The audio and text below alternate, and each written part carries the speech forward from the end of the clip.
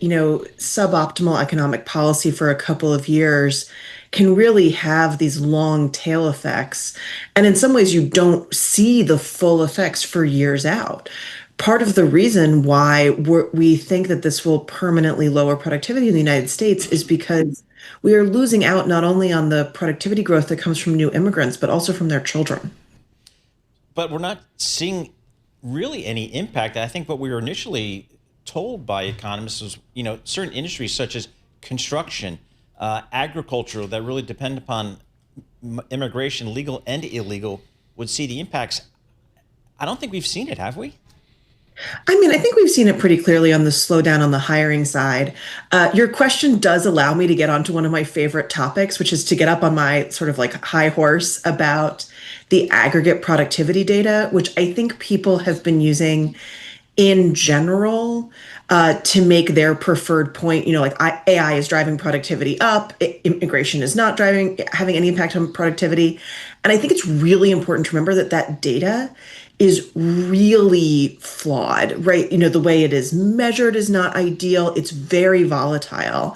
And so I think when we're trying to think about these like much bigger questions, we really need to be relying on better sources of data, like things like the employment situation report. You say the emotional word that so many of our listeners have lived. It's not about the immigrants, it's about the productivity of their children and their grandchildren. Discuss. I mean, I think you brought up Turkish immigration to Germany, and I think this is really important. The Gastarbeiter program made a huge difference.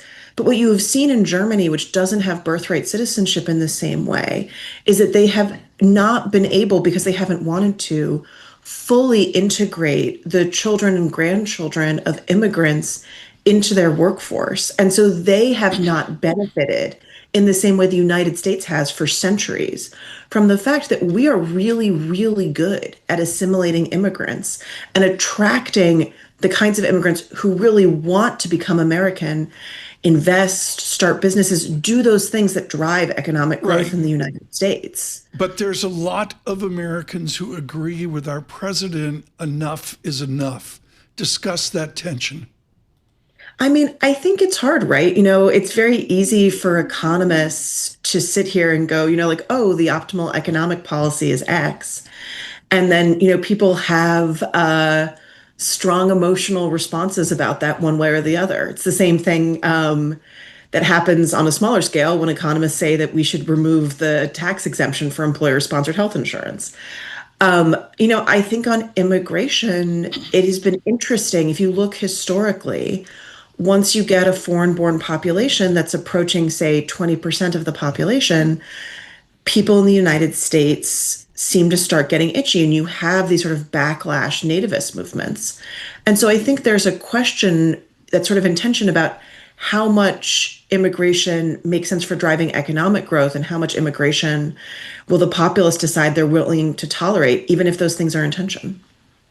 Martha, in your longer term models, do you assume that immigration policy stays as it is today, i.e. restrictive, or that it maybe eases over time? No, I mean, I think that's one of the points that we're really trying to make in this research is that we assume that immigration policy returns to baseline in 2029, and you still get this long-term effect, right? If we don't let in, immigrants who are going to be really productive and their children right now, people are going to go elsewhere. They're going to establish themselves in other countries. And so, it's not the case if someone moves to Canada and we open up again in 2029, that people are going to go, oh, great, I can just move to the United States now. We've likely permanently lost that person. Martha, just before we let you go, can we just do an update on your claim on tariffs? What's our blended tariff right now? Oh man, off the top of my head, I think it's like 12%-ish. It's in that space. It's a little bit hard to tell, right? Because we don't know what's going to happen with Section 122. Are they going to try to extend it in some way? Are they going to announce new things, et cetera?